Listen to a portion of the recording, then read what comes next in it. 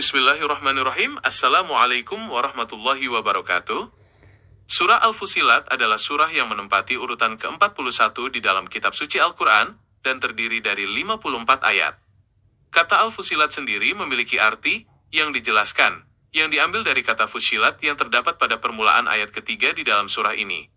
Penamaan ini merujuk kepada ayat-ayat Al-Quran yang memerinci segala bentuk hukum, petunjuk, kisah, serta penjelasan tentang kebenaran secara terperinci.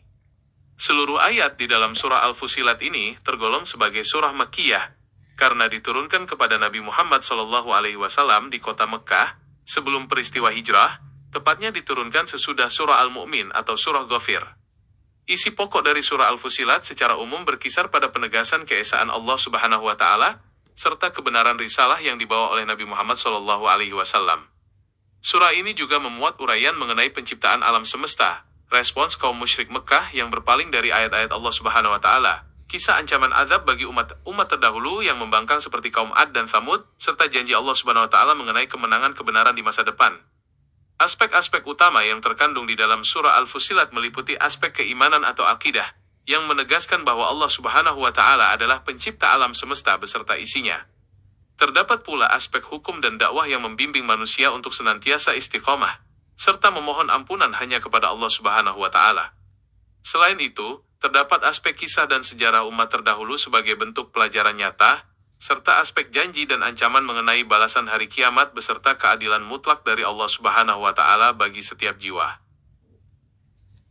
Uraian selanjutnya di dalam surah Al-Fussilat memuat kisah penciptaan langit dan bumi dalam 6 masa, yang dijelaskan pada awal-awal ayatnya. Allah Subhanahu wa Ta'ala menciptakan bumi dalam 2 masa, kemudian menyempurnakannya dan menciptakan berbagai bahan makanan serta pasokan di dalamnya secara seimbang dalam 4 masa yang cukup bagi keperluan makhluk-makhluknya. Setelah itu, Allah Subhanahu wa Ta'ala mengarahkan kehendaknya kepada penciptaan langit yang pada waktu itu masih berupa asap atau uap, lalu berfirman kepada langit dan bumi agar datang berbakti kepadanya, baik dengan suka maupun terpaksa, yang kemudian keduanya menjawab dengan patuh. Bagian berikutnya dari surah ini menyoroti bagaimana sikap keras kepala dan penolakan kaum musyrik Mekkah terhadap dakwah yang disampaikan oleh Nabi Muhammad SAW. Mereka digambarkan menutup telinga dan memasang penutup di hati mereka dari mendengarkan kebenaran, serta menyuruh orang-orang untuk mengabaikan Al-Quran agar mereka dapat mengalahkan atau menertawakannya. Sebagai respons terhadap sikap ingkar tersebut, Allah Subhanahu wa Ta'ala memerintahkan Nabi Muhammad SAW untuk menegaskan bahwa beliau hanyalah seorang manusia biasa seperti mereka, yang menerima wahyu bahwa Tuhan yang Maha Esa adalah Allah Subhanahu wa Ta'ala yang Maha Tunggal, sehingga manusia diwajibkan untuk tetap lurus beribadah kepadanya dan memohon ampunan. Surah Al-Fussilat juga mengabadikan kisah kebinasaan kaum Ad dan Thamud, akibat kesombongan mereka di muka bumi yang merasa tidak ada tandingan kekuatannya selain diri mereka sendiri. Kaum Ad mendustakan petunjuk Allah Subhanahu wa Ta'ala dan diazab dengan mengirimkan angin topan yang sangat dingin serta membinasakan dalam beberapa hari yang sial untuk merasakan kehinaan di dunia, sementara kaum Thamud disambar petir azab yang menghinakan karena mereka lebih menyukai kesesatan daripada petunjuk yang telah diterangkan kepada mereka. Di dalam surah ini pula dijelaskan mengenai pemandangan kelak di hari kiamat, tatkala musuh-musuh Allah Subhanahu wa Ta'ala dikumpulkan menuju neraka dalam keadaan bergolong dan dibimbing secara tertib. Ketika mereka sampai di neraka, semua pendengaran, penglihatan, dan kulit mereka akan menjadi saksi atas segala perbuatan dosa yang telah mereka kerjakan semasa hidup di dunia, sehingga mereka bertanya kepada kulit mereka sendiri mengapa mereka tega bersaksi merugikan diri mereka, yang kemudian dijawab bahwa Allah Subhanahu wa Ta'ala yang Maha menjadikan segala sesuatu dapat berbicara telah menjadikan mereka dapat berkata-kata pula.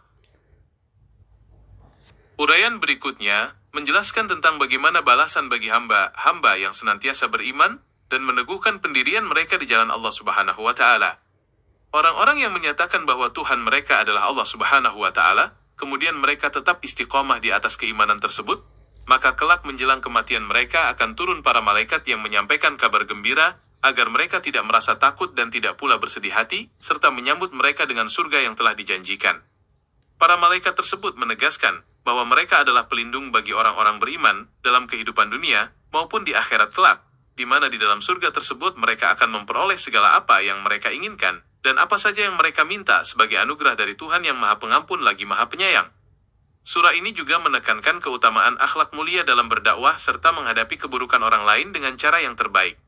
Allah Subhanahu wa Ta'ala mengajarkan agar kejahatan dibalas dengan kebaikan, karena dengan cara demikian, orang yang tadinya memusuhi dan berbuat buruk kepada seseorang bisa jadi akan berubah menjadi seperti teman yang sangat setia. Namun demikian, sifat yang luhur dan penuh kesabaran seperti ini tidak akan dapat dicapai kecuali oleh orang-orang yang senantiasa bersabar, dan tidak akan diperoleh kecuali oleh orang-orang yang mempunyai keberuntungan yang besar serta kedudukan yang tinggi di sisi Allah Subhanahu wa Ta'ala. Bagian penutup dari surah Al-Fussilat mengingatkan pula mengenai sikap manusia yang seringkali berpaling ketika diberikan nikmat dan kemudahan oleh Allah Subhanahu wa Ta'ala, namun apabila mereka ditimpa kesusahan atau mara bahaya, mereka banyak memanjatkan doa yang panjang dan memohon pertolongan.